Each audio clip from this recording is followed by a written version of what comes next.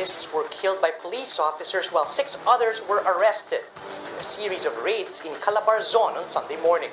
A task force led by the Justice Department will launch a probe into the deaths of at least 5 activists in a series of violent police raids in the Calabarzon region on Sunday.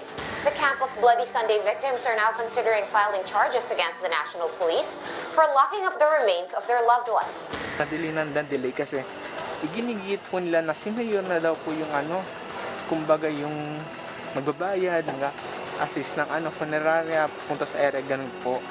Kaya alam po naman natin sa mga nangyayari, no? Takot po yung mga yung mga dumagat sa mga pulis, sa mga military. Kaya po ayaw po ng ng mga dumagat na sumama sa mga pulis at military.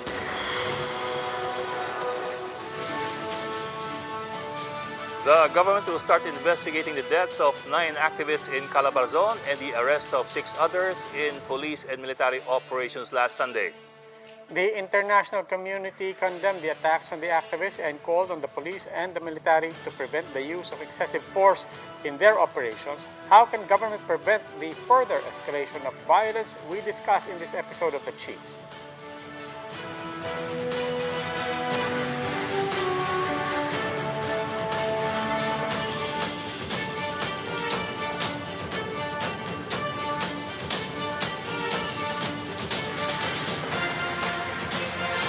Welcome to this Thursday edition of the Chiefs. Of course, in the studio, we have with us Robbie Alampay of One News.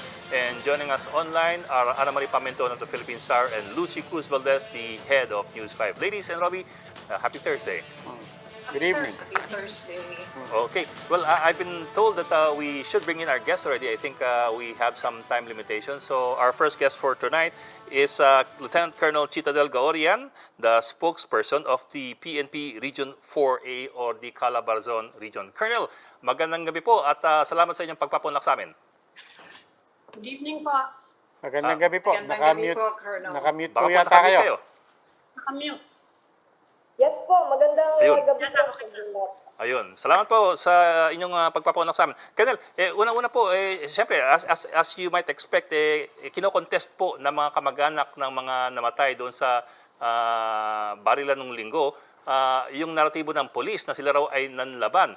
But it doesn't help po the PNP that until now you apparently have not released full details of what exactly happened nung linggo. What we only hear from the PNP here in Manila at least is that nanlaban sila and that is it.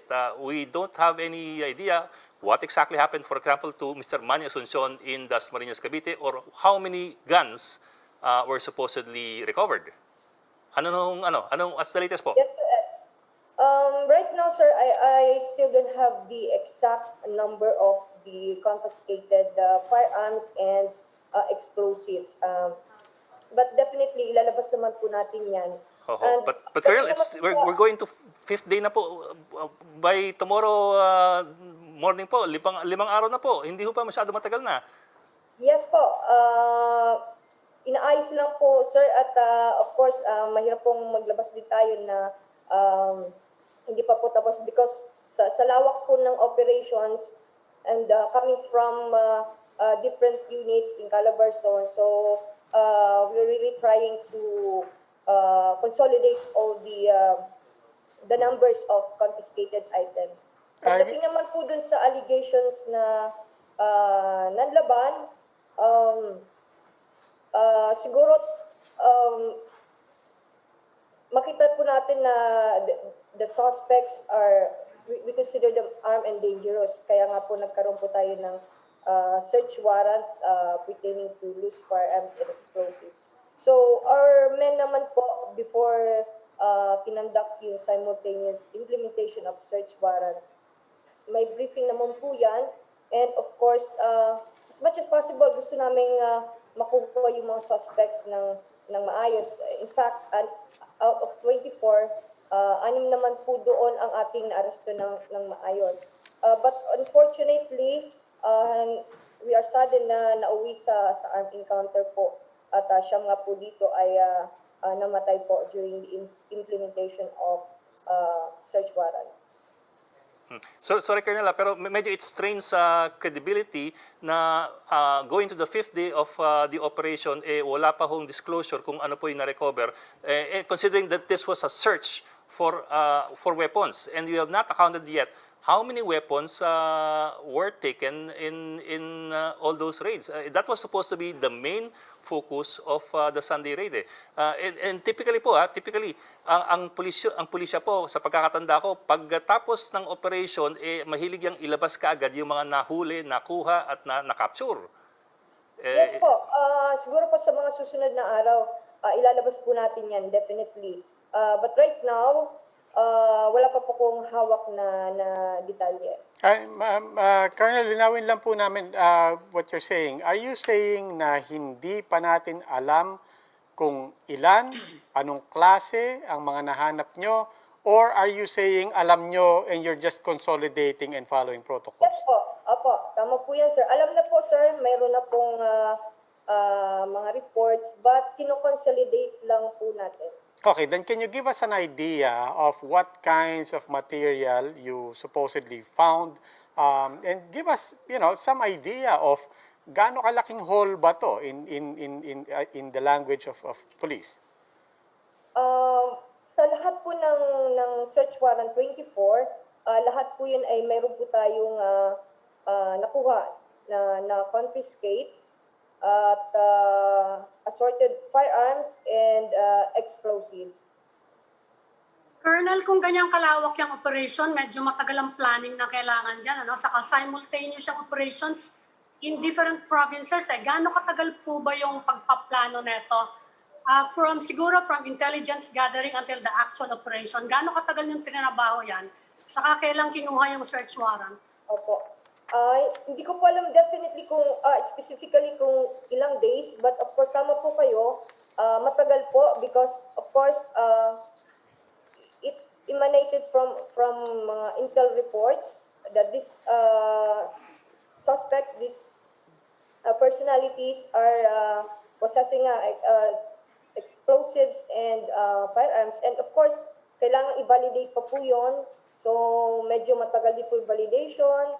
At of course, hindi lang po yung unit natin, yung Pro 4A. So we are also gathering information sa mga support units ng PNP until such time na meron na tayong enough evidence or information, saka po natin in-apply ng search warrant. So pagdating naman po din sa application, medyo mahirap po din yon because we have to prove, mag-present kami ng mga ebidensya at witnesses na itong mga taong ito ay may mga loose firearms at explosive.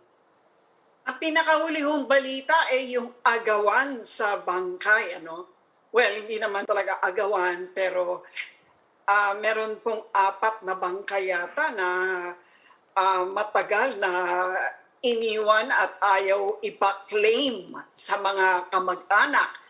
Ano po ba talaga nangyari ron? Opo. Bakit po pinipigilan ng kamag-anak, ang pamilya, na kunin ang mga bangkay? Opo. Nakausap ko po kanina si Sir Argilles, Police Colonel Joseph Argilles po, the Provincial Director of Rizal PPO, and according to him, ang nangyari po, kinausap po yung family nitong 4 po na remains na kung pwede, kaninang mga magtatanghali na kung pwede, hintayin po yung staff ni Mayor Rex po, Tanwat ko, ng Tanay Rizal, because mayroon po siyang ipapadalang financial assistance. So, pinadala po ni Mayor yung kanyang MSWD para po magbigay po ng tulong. So, siguro mga bandang magtatanghali na, parating na sila, biglang nawala naman po ang grupo nung family. So, according kay Sir, nagsabi nila ay magda-lunch lang. So, hinintay po.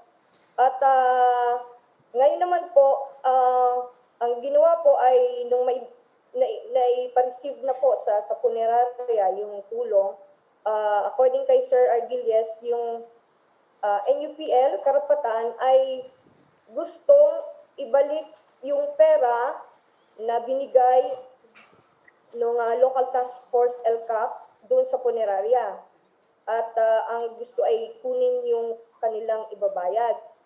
So, ngayon, nagkakaroon ng problema kasi hindi na may balik ng punerarya kasi naibigay na, nakaalis na yung staff ni Mayor. So, ang gusto nung family, ibalik yung pera na ibinigay sa kanila at tanggapin yung pera. So, naguguluhan yung management ng funeral homes kung ano ang gagawin nila. So, in-advise na lang na para matapos na ma-process na Ma'am, but bottom line po, ano po bang karapatan ng pamilya? I mean, whether nakialam ang mayor or it's the police stepping in, hindi po ba karapatan ng pamilya yon? Ay, kahit pa magsalita si mayor, bangkayan ng kamag-anak ko, bakit kailangang sundin yung kung ano man ang hudyat ng mayor? Actually po, nagugulan na po yung punerarya kasi ang gusto po nitong grupo na kasama nitong family is ibalik yung pera na ibinigay na tulong at ang tanggaping pera is yung sa kanila. So sabi nga para process na nga po, in-advise na nga lang po natin sa kanila, sige tanggapin and then ibigay dun sa family para once and for all mai-ano na sa kanila, mai-turn over na sa kanila. Opo. Well, Colonel, kasi ang reklamo po ng families magmula pa nung last night hanggang kaninang tanghali, ayaw silang palabasin ng punerarya, nakalak nga yung pintuan hanggang tanghali. So, ang ibig pong sabihin ng PNP Rizal, ibig sabihin po nito, hindi pinayagang makauwi ang pamilya dahil kailangan silang tulungan ng LGU, ganun ho ba? Parang, di ba, medyo Or kakaiba ho yun, kailangan ano? tanggapin nila ang pera. Ganun po ba yun? Ang nangyari po, kaninang umaga ay pinakuusapan na kung pwede hintayin para maibigay yung financial assistance. So, nung naibigay na nga po yung financial assistance, umuwi na po yung staff ni Mayor. And then, ngayon, ayaw naman pumayag nung Yes, ma'am, we understand po. NPR. Opo. Sinasabihan yung management na isaulin niyo yung perang ibinigay sa kanila. Opo. Yes, Colonel. At ang tanggapin mo is yung pera nila na ibabayad doon sa punerarya. So ngayon, yun ang nahihirapan yung punerarya kung paano nila ipaprocess yung turnover. Opo. So, We understand naman po, pero ang ibig ko po sabihin, ang reklamo ng pamilya, napilit na sila mag-overnight doon sa punerarya, hindi sila pinapalabas ng punerarya precisely because of that supposed order, na gusto silang tulungan, therefore hindi sila pwedeng palabasin. na hindi sila pinapayagan. Ang nai-relay lang po sa akin is yung kaninang incident na talan lang ng financial assistance. Okay. Pero hindi po mapayag itong grupo at sinasabi sa punerarya na ibalik niyo yan at kami ang magbabayad. Okay. Sa services. In any case, Colonel, balik po tayo doon sa tinatawag ngayon ng mga tao na Bloody Sunday, no? Yung kung ano talaga nangyari doon. What did the police say to what some relatives are saying na pinalabas sila, that they were not allowed to be there at the scene of the arrest and the confrontations, and sabi nila nakarinig sila ng putukan. Tapos pagbalik nila, patay na yung mga kasama nila. So they don't know what happened. There were no witnesses. And secondly, after the fact, no less than the Department of Justice expressed dismay and disappointment in the operations, to the point now that the Department of Justice is saying that actually there is evidence that these people did belong to legitimate sectoral groups, that they were legitimately activists, and that these would be endorsed for investigation as extrajudicial killings. Yes, kami naman po sa PNP, open naman po kami sa independent investigation if sa tingin nila may lapses doon sa sinagawa.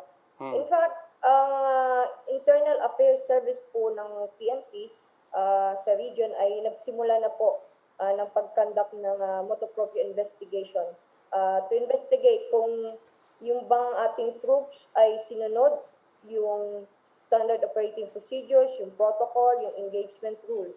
So, sa amin, sa organization namin, if found na itong mga tropa natin ay may nilabag, then rest assured na they will be sanctioned appropriately. So, with regards kung may mga lumalabas na balita na may mga ganun nangyari, then open naman po ang PNP for investigation of other bodies. But for the PNP, yung aming pong Internal Affairs Service ay nagsimula na po sa kanilang investigation.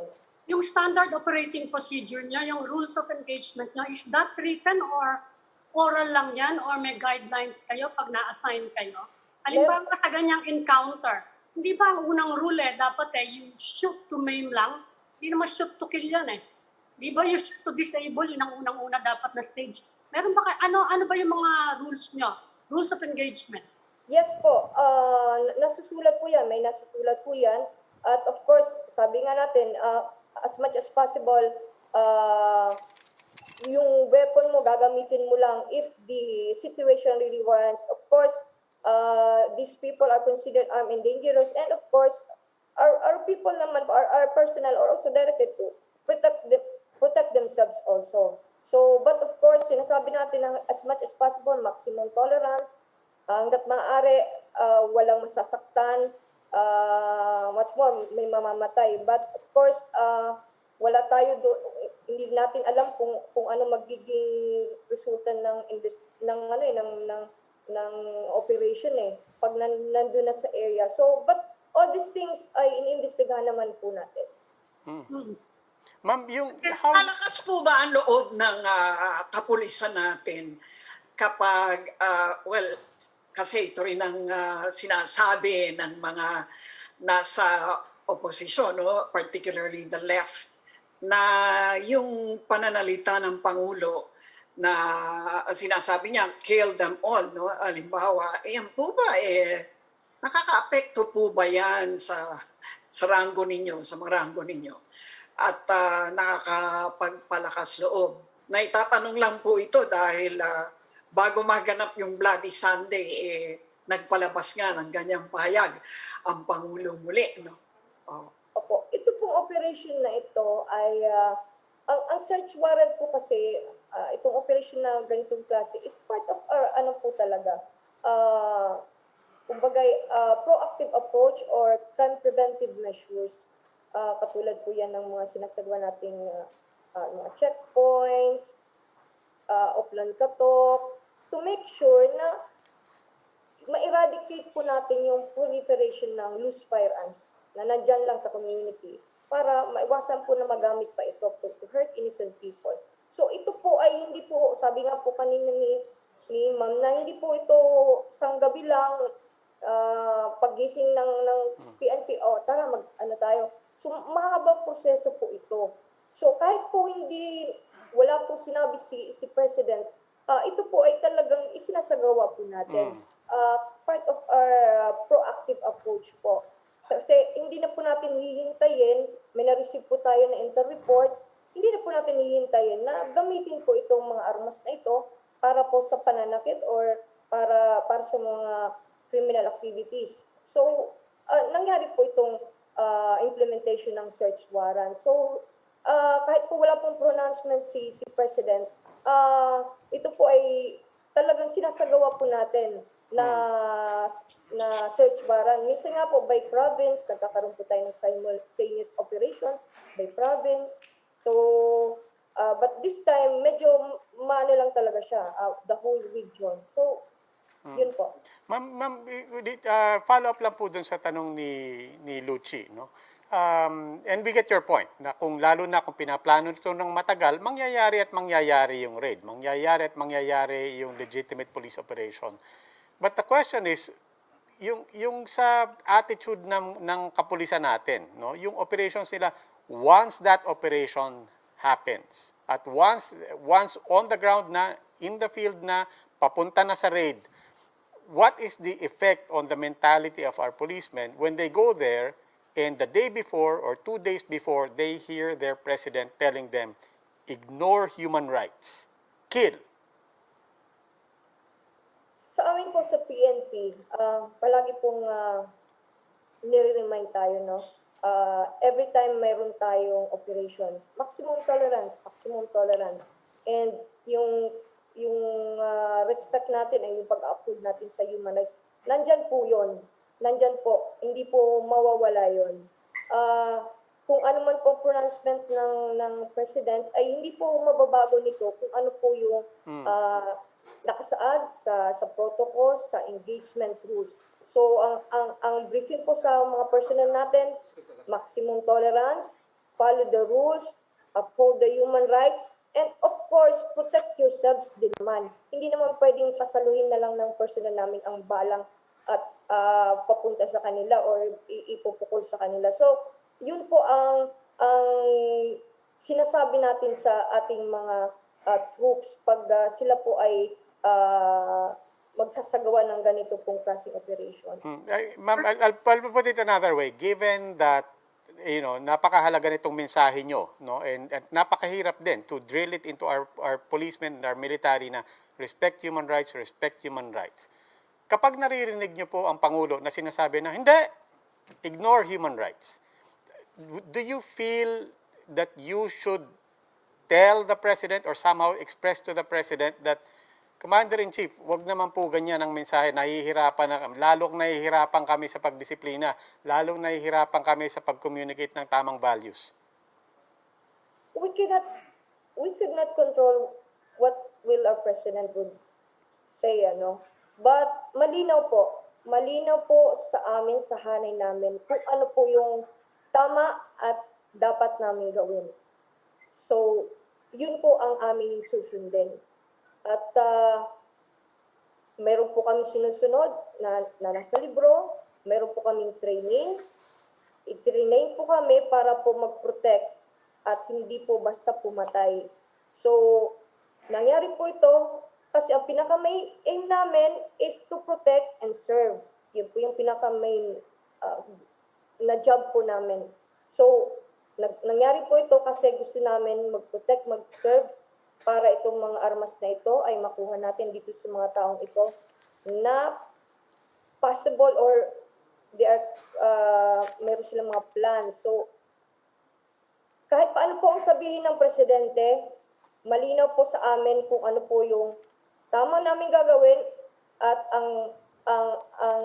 ang projection po sa amin, ang tinuturo po sa amin is ito ang ating role, to serve and protect at hindi ang basta pumatay na pinapalabas ng ibang grupo. So, hindi po namin ginusto na may mamatay. We are saddened by the result. So, sana nga po lahat yon sila ay naaresto po natin ng maayos katulad po ng 6 na naaresto natin. But definitely, kahit ano pa man po ang sabihin ng aming Presidente, alam po namin sa sarili po namin kung ano po yung dapat namin gawin. Colonel, isa na lang, linawin ko lang. Ano yung final niyong kaso? Under revised penal code ba yon sa firearms and explosives? Or are you using the Anti-Terrorism Act na? Violations of Republic Act 10591 o yung sa Comprehensive Firearms and Ammunition Regulation Act po at saka yung Republic Act 9516. Ito naman po yung sa explosive naman po ito. Naisampa na po ito? Naisampa na? Colonel, I hope you don't mind. I'll squeeze in one more question. Zoom in doon sa kaso ni Mr. Asuncion sa Dasmariñas, Cavite. I understand kasi dalawang simultaneous raid yan. Isa sa bahay niya sa Rosario, Cavite, at isa sa kanyang opisina doon sa Dasmariñas, Cavite. Yung supposedly baril ni Asuncion na 45 caliber na-recover doon sa bahay niya sa Rosario, pero siya'y nakipaglaban daw doon sa Dasmariñas. I'm wondering lang po kung anong na-recover niyo doon sa Dasmariñas site na ginamit umano ni Asuncion na panlaban, kung yung baril niya nandun sa Rosario. Opo, yun po. Sabi ko nga po, lahat po ng search warrants ay may nakuha po tayong firearms. So, hindi ko lang po wala po akong data kung ano po yung nakuha doon sa Dasma. Okay. Ma'am, sorry, one last question. Yung tungkol sa internal affairs, gaya nga po na sabi niyo, motu proprio naman yun, and there will be an investigation.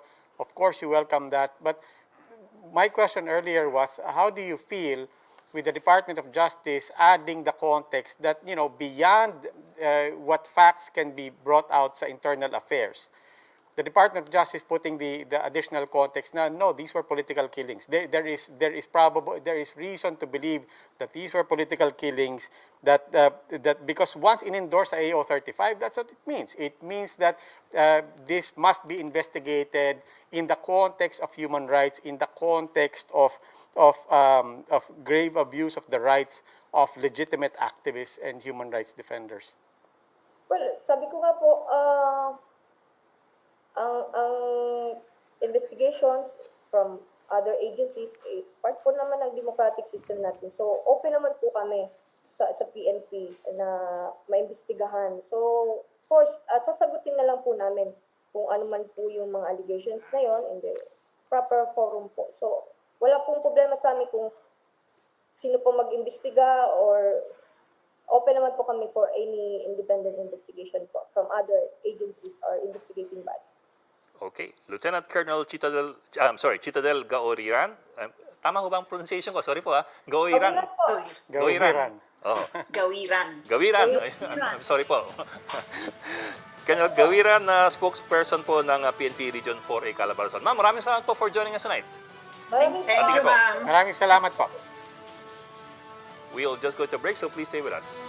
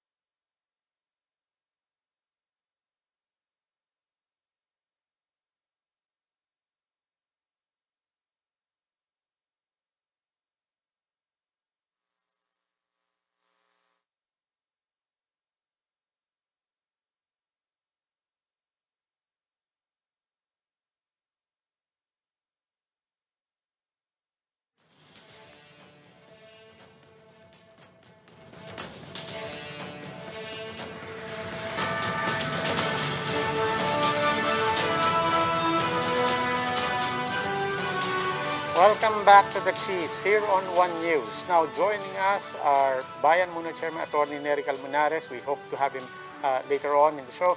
And Commission on Human Rights spokesperson Atty. Jacqueline de Guia. I'll start with you, Atty. de Guia. Yes, good evening, Ed, Robbie, Lucy, and Amy. Good evening. Good evening po. Good evening, ma'am. Ma'am, I don't know if you saw the earlier part of the show, pero kanina the PNP spokesperson cannot even give a specific number as to ilang firearms ang na-recover from the crime scene and so on. What about on the part of the CHR? What does the CHR know or not know at this point? Well, we've already spoken to most of the kin of the slain victims, and we've managed to also see most of the scenes of the crimes. Some of the surviving kin have given their affidavits, but others have not because of fear of reprisal. And right now, some of the victims' kin are requesting for autopsies. I understand that some will also be done today as we speak at PGH. We're still investigating every day since Monday. Our team from both the regional office as well as from the central office have been going to different parts of Batangas, of Cavite, as well as of Rizal. Atty. De Guia, if you find evidence of abuse of state power, what can you do? Can you initiate charges? Can you help the families of those killed to file charges? Well, yes. If we do find that there has been human rights violations committed, then appropriate charges can be filed with the help of the CHR and especially with the consent of the victim's families, whether it be criminal or civil or administrative. Just from the available data that you now have, what are you seeing are some of the more gross violations in this raid, if any? Well, I wouldn't want to preempt the investigation, no. But based on the affidavits that some of the affidavits that we got, some of the questions that needs to be answered is whether there was really necessity in the use of force. Because according to one of the affidavits that we got, there wasn't really resistance on their part, and they allege that the slain victims were not armed at that time. And that goes for those who ended up dead. For those who were arrested, they do say that there were some irregularities in the implementation of the search warrant. They weren't there when the search was being implemented. They were asked to step out, and then they were being asked to sign the inventory. And there were some items listed there that they didn't agree were there in the first place. So these are the things that we are looking into right now, whether the use of force was proper in accordance with the PNP Manual of Operations, and whether it was in compliance with the revised penal code, and whether the implementation of the search warrant for those other places where there were really no deaths, but there were arrested persons as a result thereof. Pero basic question lang po, did some of the affidavits at the very least hint to the allegation that they were in possession of high-powered firearms? There weren't any affidavits that would indicate, as insofar as I do have, there weren't any affidavits that would yield that they were in possession of firearms. To the contrary, they do say that they weren't in the possession of firearms. Okay, let's also bring in Atty. Neri Colmenares. Atty. Neri Colmenares, can you hear us? Good evening. Yes, thank you. Hi, Ed. Yeah, Good evening, sir. Good evening. Hi, sir. Good evening, Lucy, Ami, and Toby. Hi, sir. Well, we don't know if you were able to hear yung discussion kanina with Chitadel Gaoiran ng PNP Calabarzon. Of course, they are denying, they're disputing. Partly lang. Oh, of course, they're insisting Yes, na yes. nanlaban yung mga nasawi. We're wondering po, from your end po, do you have any, is there any way for you to show na, yun nga, na any of the evidence was planted or whether or not there were some things that were done wrong in the protocols of the police? Yes, Ed. There were witnesses who said na pumasok na yung police, they under arrest na yung mga tao. In fact, there was a child who witnessed na nagtago siya sa kama. Ang sabi niya, they dragged my parents out of the house. Doon naman kay Manny Asuncion, ang sinabi, nakapasok na sila, and Manny was even saying na kung may warrant lang kayo, sasama naman po ako. Kaya lang pumasok sila, and then ang sabi ng mga witnesses, they were forced out of the house. So, tapos may mga putok na, they heard Manny saying na, I'm also human. Tao rin ako no, before he was killed. No? So, all this would prove in our case na the witnesses are saying there were no firearms, hindi nanlaban. Paano ka manlaban, arestado ka na eh, di ba? Nakadapa ka na o kaya dinadrag ka na. So it's really impossible, right? Secondly, imagine 4 days na, Sunday, Thursday. I heard part of the colonel's explanation. They didn't even answer squarely ang baril na sa Rosario. Sa Dasmariñas siya na pinatay. Paano siya lumaban kung ang baril niya na sa Rosario? Di ba hindi niya ma-explain? I mean, 4 days na, they should have known, di ba? They should know their story, right? So, hindi nila ma-clear yun, paulit-ulit lang. Thirdly, violation of protocols, marami. In fact, ba't mo palabasin yung may-ari ng bahay? Under the rules, when you make a search, you make the owners of the house or the occupants witness the search para walang problema, di ba? So, ba't mo pinalabas, di ba? And fourthly, under the rules of engagement of the PNP, in cases of police operations and death results, dapat may inquest, fiscal, na mag-investigate. Before the body is taken, dapat pumunta ang fiscal. Or in the absence of the fiscal, an investigation immediately ensues rather than death. So ang walang ganon kaming narinig, no? Na may inquest na nangyari. Secondly, they took the bodies out of the crime scene. And they brought it somewhere na hindi alam originally ng mga anak saan nila dinala. Nakita na lang yung isa sa funeral parlor in Antipolo, ang apat pala.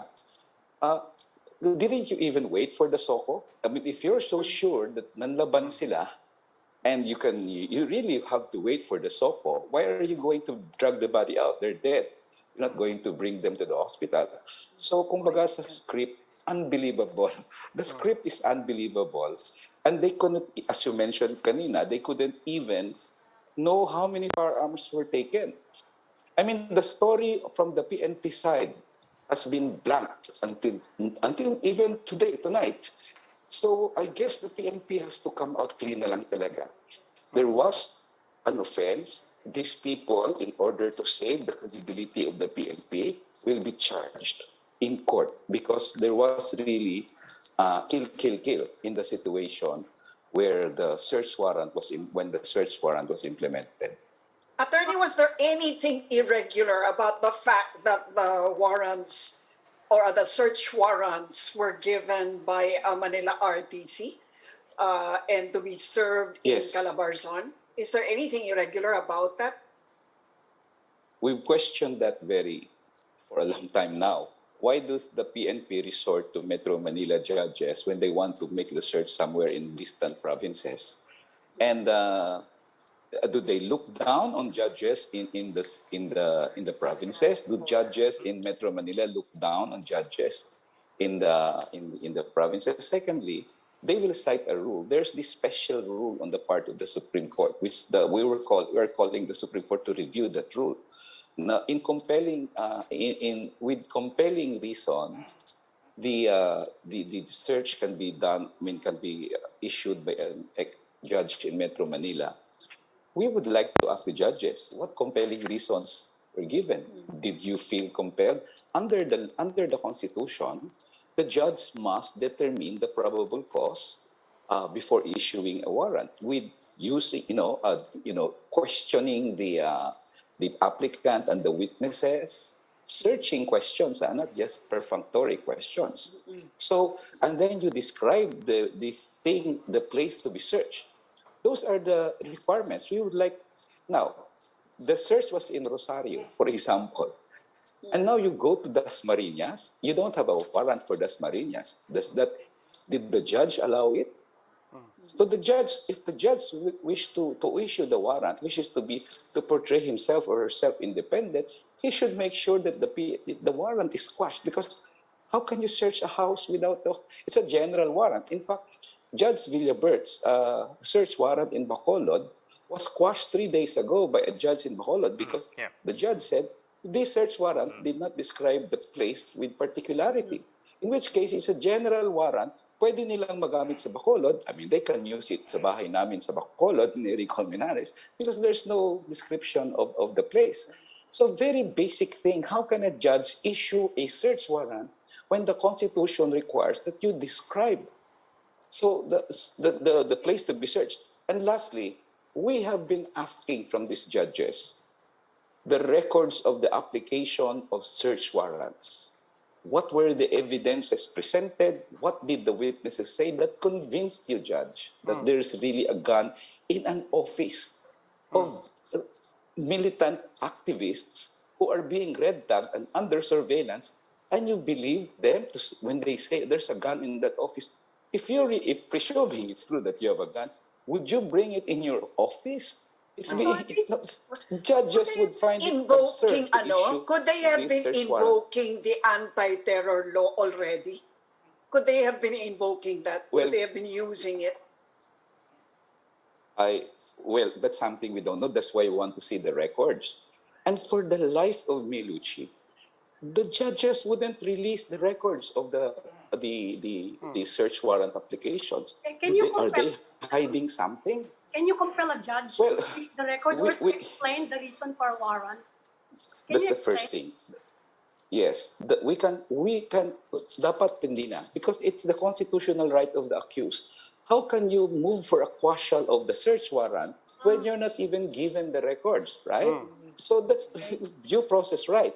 Secondly, you have to go to another court for that court to subpoena the judge. Can you imagine that? When the other court will probably not give the subpoena. Thirdly, and I'd like to bring this to the attention of Mr. Maidas Marquez, the OCAD should make sure that transparency is done. And he should tell the judges, why don't you give them the records if you have nothing to hide, right? So maybe you should ask the OCAD there, Mr. Maidas Marquez, and ask him. We went to Maidas Marquez last year pa, asking him, Your Honor, please, this search warrant factories, we will investigate, we will help. Yeah. Nothing happened. Many people have died, and the Supreme Court should take notice of these warrant factories. Sir, let me bring in Atty. De Guia of the CHR. Speaking of, warrant factories, as you said, and irregularities in general. Now that we're talking about specific raids and specific allegations and specific contentions and the details of how the police have been operating in these cases are coming out, it sounds obviously very troubling, very shocking. But part of the backdrop here is just 2 weeks earlier, no less than the Department of Justice, the Justice Secretary, told the United Nations that more than half of anti-drug operations conducted over the past 4 years, more than half had irregularities, were troubling, to the point that when Bloody Sunday happened, the Justice Secretary said he was personally dismayed after conveying that to the after having to acknowledge that to the international community. My question, Commissioner, beyond what happened, are we to take it from the Justice Secretary himself that what we're discussing right now is not really out of the ordinary? That when he says that more than half of the operations in the anti-drug operations had irregularities, is this actually par for the course, as shocking and as troubling as this Sunday was? Well, it's definitely interesting, that the Secretary of Justice, based on the study that they've made, did admit that there has been some irregularities in the conduct of police operations in relation to the war of drugs. And if any, this is a compelling reason for the government to really revisit police operations. In fact, the Secretary of Justice also said this week that he was going to have a dialogue with the Philippine National Police and other security sector agencies in order for them to revisit operations so that less of these unfortunate incidents will happen in the future. And there is really reason for the Philippine government also to revisit this situation, especially because serious commitments have been made by the Secretary of Justice in behalf of the Philippine government during the last quarter of last year. And for us to move forward with the UN Technical Working Agreement, the Philippine government has to demonstrate that it is really upholding human rights, and it should translate in reality, and it should not merely be an empty commitment. So, if any, the Philippine National Police should try to make sure that there is a strong compliance with their Philippine National Police Manual of Operations and that they uphold the rule of law.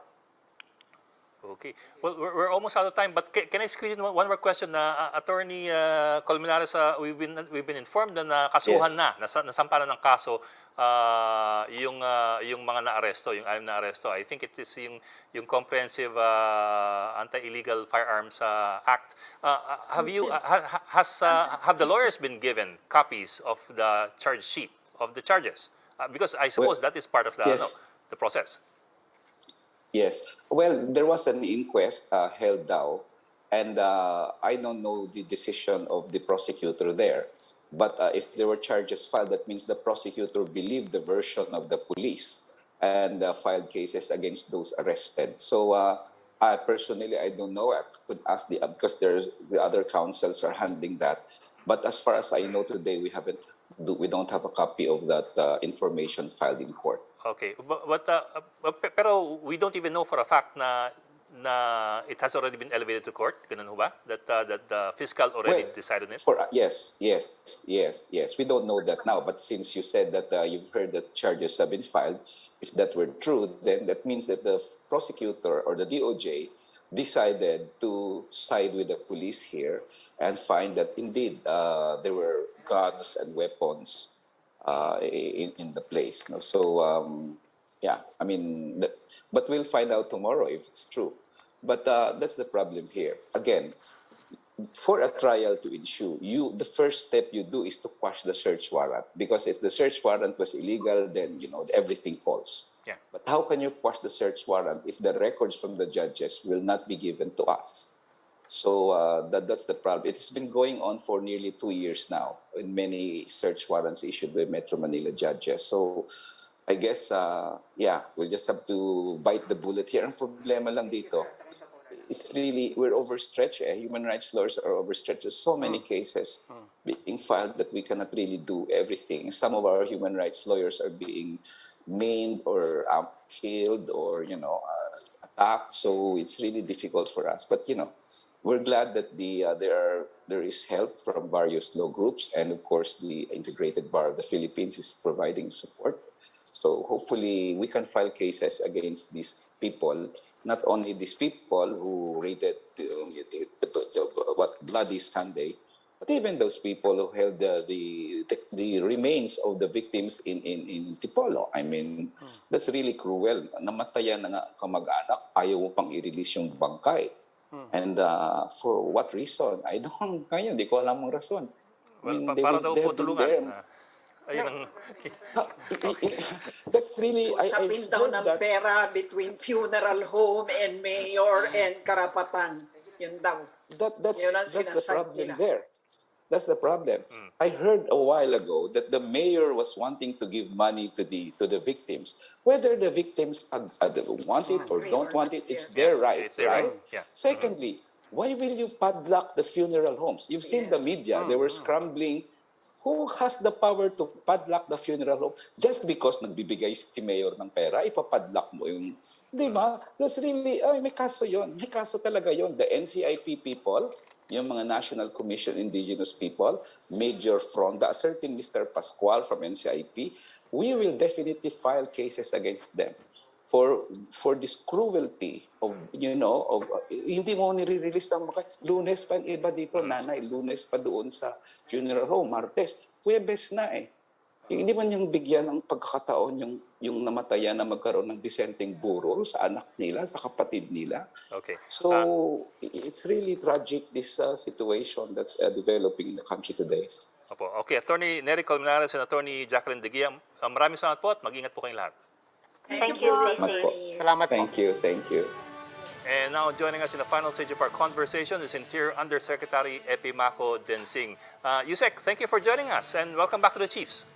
Good evening, Yusek. Good evening po. Amy, Luchi, Sino pa niya? Robbie, the usual suspects po, the Robbie usual and Ed. suspects. Good evening. Yusek, teka po, let's start off with something a bit more recent. Yung nangyari kagabi, hanggang kaninang umaga, dun sa punerarya kung saan nakalagak yung 4 na patay dun sa nangyari nung linggo.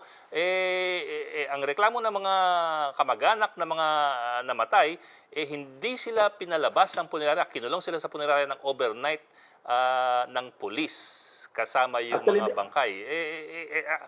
Ang dahilan daw ng pulis, kausap namin yung Calabarzon spokesman, PNP, ang dahilan daw ng pulis dahil magbibigay raw ng tulong si Mayor kaya hindi pinauwi yung mga pamilya. What have you found so far? I'm sure this has reached your desk already.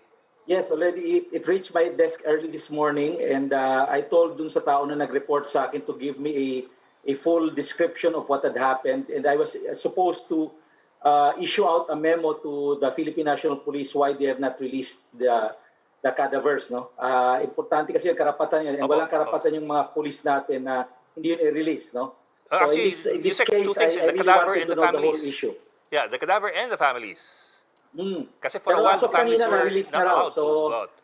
I still needed to get the report just to ask our Philippine National Police why it happened in the first place. But sir, But linawin lang you po said natin yan, you're even not without... here. You said you're not here to discuss that, as I understand from our producer. tinanong ni Ed. You're here to talk about the health protocols, and you're saying that there's something urgent that you need to announce or clarify. Is there, yes? Is there anything I was told there was still an issue on having the uniform curfew, no? What we were saying, at least our spokesperson yesterday, is that we were just suggesting if they could issue common protocols of common curfew hours in Metro Manila. Kasi magkakatabi yung mga lungsod sa Metro Manila. Alangan na by 10 o'clock yung curfew dito. Pagdating mo dun, 11. So, and if I'm not mistaken, just now, I saw a text message from Executive Secretary Medialdea that the MMDA Chairman Abalos already mentioned that they will have a 10 p.m. to 5 a.m. Curfew in Metro Manila starting Monday for 2 weeks. So to help curb to contain the virus. Approved na yun ng Metro Manila Council. Kasi yun yung pinag-uusap. Kanina pa namin hinihintay yan eh. Ito, kalalabas lang. Decision. So, you're the first one to hear of this. So Metro-wide to. Metro-wide. For 2 weeks only, 10 to 5 a.m. Yeah.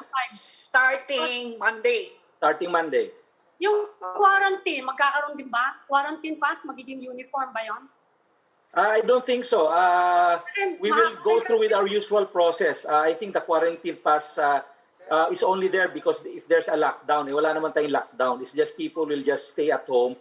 And ang nasa labas lang yung mga authorized persons outside of residence like those working in open businesses, BPOs, etc., etc. So same pa rin, same process pa rin tayo. Hindi lang pwede lumabas yung wala namang yung mga non-essential activities, hindi na natin papayagan. Dadagdag kayo ng police? First, the curfew. There will be an augmentation of the police for purposes of implementing the curfew in the whole of Metro Manila. Mga ilang kaya? I wouldn't know. Pag-uusapan pa ng PNP yan. Depende sa requirement ng LGU. Okay. Right. Okay. Undersecretary Epimaco Densing, sir, maraming salamat for joining us tonight. Maraming salamat, Thank you. Thank you po. Yeah. Thank you. Thank you. And before we end, we'd like to invite you to watch Kamusta na ba tayo with our very own Robbie Alampay and Cheryl Cosim live on Sunday, March 14, 6 p.m. on One News for the first anniversary of our lockdown in the Philippines because of COVID-19. Now, Robbie and Cheryl will talk with key decision makers and discuss the impact of community quarantines on Filipinos as we complete 1 year or year one of COVID-19 restrictions. Wow, grabe. Ganun nakatagal. Oo nga. Well, happy anniversary. And now I hope we're Unhappy not seeing a second wave, ha? Kaya unhappy anniversary nga eh. Oo nga. Yeah, Yeah, we we'll go back talk- to curfews. We'll talk all about that on Sunday. Mahabang usapan yun. Yeah. Okay, well, years from now, we will look back to 2020 and 2021. Still masked up. With what? With what is the Still masked question? up. still masked up. I hope not. Look back through through clear acrylic lenses. Okay, that will be all for this Thursday edition of the Chiefs. We hope what was discussed here will keep the conversation going. Remember, mask on, wash hands, and stay safe, Philippines. I'm Edwin Gao. I'm Ami Paminton of the Philippine Star. I'm Lucy Cruz Valdez of News 5. And I'm Robbie Alampay. We are One News.